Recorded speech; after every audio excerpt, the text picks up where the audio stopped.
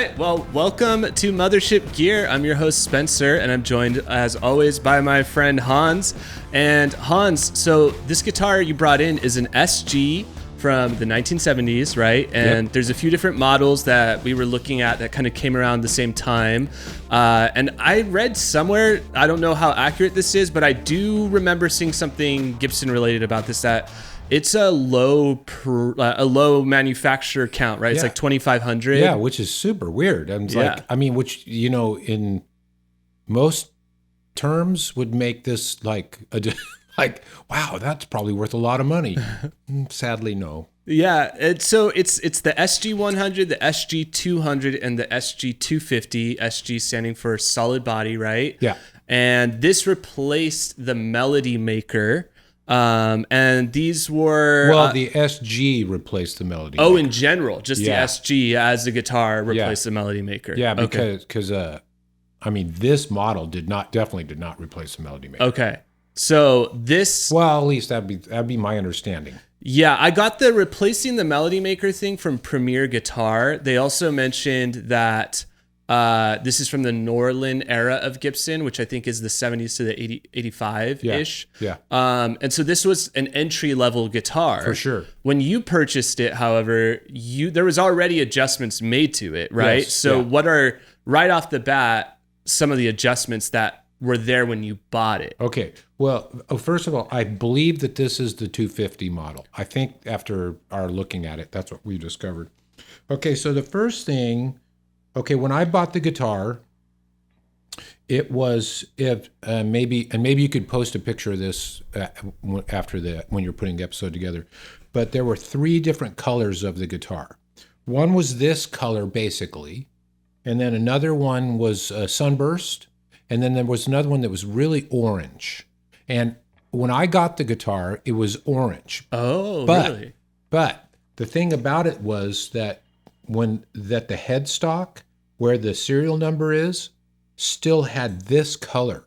So my guess, and this is totally just a guess, because I don't think the color that I had was the original orange. Mm-hmm. I think somebody bought the guitar and didn't like this color and liked the orange better, and they went in and sanded it down and refinished it. They didn't do a great job refinishing it. But I saw that, and I mean, it's an SG. To me, the cherry vibe on the SG just says SG to me. For as long as I owned the guitar, I was always longing for that color that was still left on the stamp of the serial number. Okay, so when I bought the guitar, it was that orange color. I'm guessing an approximation of that original finish, which was definitely, a release. And then the guitar had the original tuning heads, the tuners, which were, let me say this. Everything about the hardware on the guitar initially was like, I think Gibson thought to themselves, we're making what would be the equivalent of the $60-$70 Walmart Costco buy the guitar in a box and it comes with a strap and a tuner, package for early 1970s. So this was intended to be an inducement to moms and dads to buy an electric guitar for a kid who wanted to learn how to play guitar. That's my estimation. And so all of the hardware was cheap. The wood came from their factory like all the other guitars. So it's just what they put on top of it that made it more or less expensive. So the tuners have changed. The nut has changed. The pickups were switched out. This wasn't the original pickup selector. This pickup selectors were here. And it had a different bridge. It had the original Tune-O-Matic bridge, or that model's version of the Tune-O-Matic bridge. And so for all intents and purposes, this guitar is almost entirely Frankenstein. When I bought the guitar, it had that color. It had the old tuning pegs, had the old nut, so it was just a plastic nut. But it did have these PAFs in it. So whoever bought it thought, well, I want to hot rod it. So if you take maybe later we can get a picture of it, but you can see that there's a hole right there at the top of both of these pickups where the original single coil pickup fit and that had a wider metal. The pickup would sit on top of the metal, and then the metal would get screwed into the thing. So you can still see that. That's in there. They kind of just, I don't know, they just figured out a way to get the pickups in there. So anyway, so that's the guitar. Yeah, why don't you run us through again kind of the sounds of the PAF pickups and maybe detail to us what they're doing to this guitar. Well, PAFs are notoriously okay, so I have PAFs on the other Gibson, the first Gibson model that we did, which was my Gold Top. So PAFs are hot rod. They're just always going to be high output pickups. So this is it. This particular setting is into like an amp at its first stage, gain stage. Here's another one with a little higher.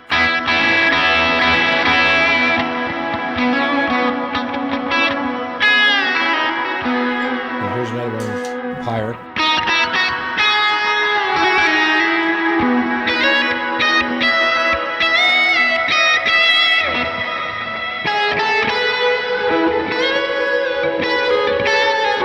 Very rich, lots of harmonics. So that's the PAF thing. Then, but as the cool thing about humbuckers is, as you play softer and maybe as you turn down, it completely becomes a clean guitar. Mm-hmm.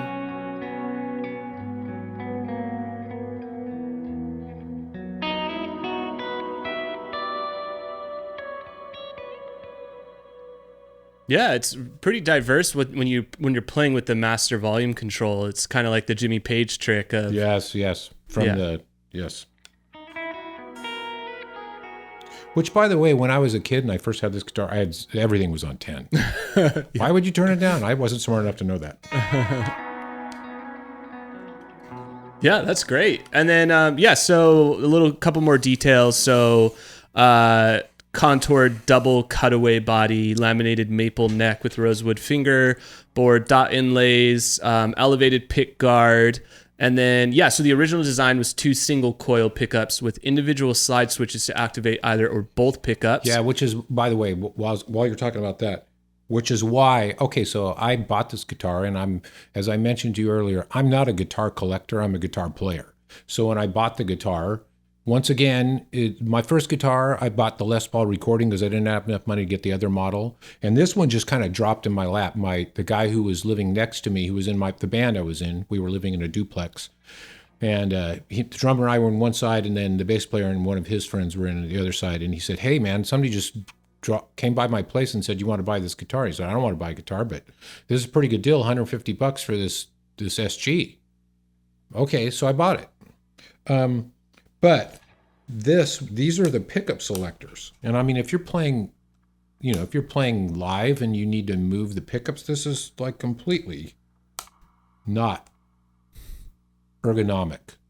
So me and the other guitar player for that band took it upon ourselves to route out a hole and put this in. So that's not original. That's cool. So you did that one yourself, the adjusting of that part. Mm-hmm. That's really cool. And then, so wait, what city was this in that you bought this in? Albuquerque, New Mexico. Okay, cool. And then, so let's talk a little bit about the modded bridge. So back in 1972, this is, I pulled this off of a website, and they were mentioning allparts.com said that in 1972, there was a musician, innovator, and luthier Glen Quan. Right. And so he saw the need for higher quality guitar and bass bridges. And with help from Leo Malliari of Leo's Music in Oakloand, CA, the first Baddass bridges were born. So tell us about this Baddass bridge and how you found it. Well, first of all, you in your digging through those things, I discovered that Leo Quan was not a guy.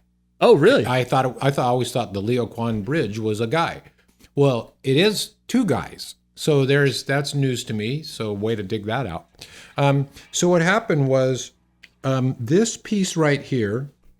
So where the strings actually, the saddle, well, actually where they loop into, and that's what attaches the strings to the bridge. That's still original. But if you look once later, we'll get a picture. but that's been routed out because originally the way the Tune-O-Matic sat on there was posts that had screws so that you could lift them up for intonation purposes and for action. Well, that, through me playing, I played this guitar live in clubs for probably 5 years. And, I mean, I'm playing in a club for 5 hours a night. I'm getting sweaty. And after 5-6 years of playing that, it basically got destroyed. So I had to replace it. So what am I going to replace it with? So I bought the Leo Quan bridge and put it in. Once again, me and a friend of mine took the other thing off, routed out new holes, put in dowels. I mean, we're just dumb kids.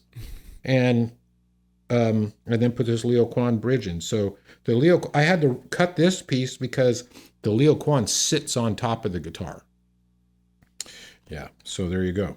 So that's why I have the Leo Quan on there. And that's been there since the 70s?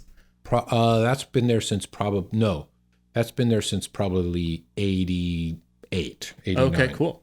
So I had it for 10 years before I put that on. And were you still in Albuquerque, New Mexico at that point? No, by that time I was in Southern California. Oh, okay, cool. So then, they also say here the bridges were manufactured from a high-density zinc alloy and offered improved attack, sustain, and note clarity. And then the Baddass bridges quickly gained a following with artists looking to upgrade their instruments and were ultimately featured on several Fender artist signature models. Yeah, well, the thing about it is it's really heavy. So because there's a lot of girth to that piece, that then adds to the... when you hit the guitar, all this stuff intertwined, everything about the wood, the metal, all of it goes into how the guitar sounds when you hit it. And that extra density has a thing, especially like when you're playing down here, it just makes it gives an extra attack and a little more zing. Yeah. Okay. And then so which, by the way, I don't think I knew that one. I mean, I just knew that Leo Quan bridges were great. Yeah.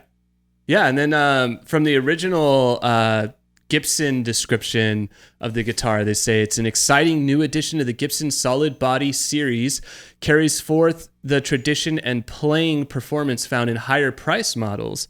The beautiful cherry sunburst finish highlights the many features found in this outstanding guitar. So again, contoured double cutaway, laminated maple, 2 powerful pickups with individual slide switches. Although mine's not maple. Okay, yours is rosewood. Rosewood. New design Tune-O-Matic bridge for greater intonation, and then nickel-plated parts. So, yeah, that's the Gibson SG, we think 250. That's what we're going with. And then and then anything else that's unique about this guitar that you think the audience should know about if they find one of these? I mean, when I Googled it, a listing for $2,500 comes up. So they're already kind of working their way up. I want to say 9 years ago, someone was telling another guitar owner of one of these that, maybe you'll get like $800 for it. So, but I think it's going to keep shooting up. Yeah, although because mine is just so monkeyed with, it's probably never going to fit that. But here's the thing. It is, besides the fact that, all of my additions to it changed it from being a, that Walmart special to being a player model. I'm not saying that I'm a player, but I'm saying that I needed it to do, I needed it to be a workhorse. And so that's why the tuners these are much better tuners. Which tuners are those again? These are Ibanez tuners, which I don't even think Ibanez makes tuners anymore. And these were like an original vibe of locking. So, and once again, me and the other guitar player in my band put these on. I mean, we were kind of willing to try anything. It's like, there wasn't a huge investment in the guitar, so we'll try anything. And they stayed because they're really well done. There's a brass nut, and the reason why the brass nut is in there is because the plastic one was it was breaking. So we put that in there. And but I think that the thing that this is, for all intents and purposes, has the same, with subtle differences, it has the SG thing. Mm-hmm. And part of that is just this, it's a set-in neck, so, and it's a very thin guitar. So if you stand in front of an amp with this thing, with these PAFs, you take your hands off the guitar, well, guess what it's going to do? It's going to feedback. It's a feedback machine. This is definitely a rock guitar. Well, I mean, it can be a rock guitar. That's what I used it for. So I think that if anybody's ever, if you ever come across one of these and you're thinking, well, I'm not going to get one of those. I don't know. I might give it a try, especially if it's not super expensive and you feel like messing around, But for me, lately in my studio, especially when I'm working on, actually kind of any track that I'm working on lately, this has been one of my go-tos lately.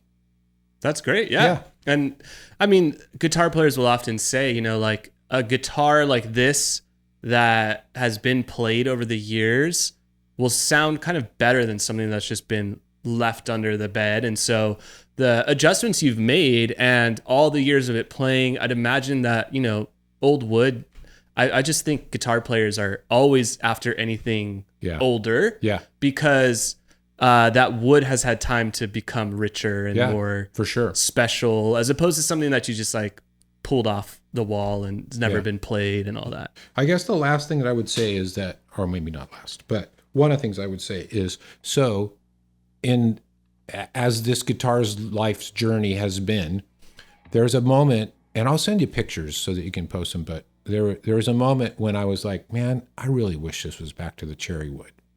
And I have a friend here locally who, great guitar, like putting together guitars. He was building guitars on his own, and then he was also taking other people's guitars and either relicking them or just making them better. And I said, man, would you be willing to take this on as a project and turn this into back to the original finish? And so he did. He took the guitar, he sanded off that stain all the way down to the natural wood, and then stained it this far.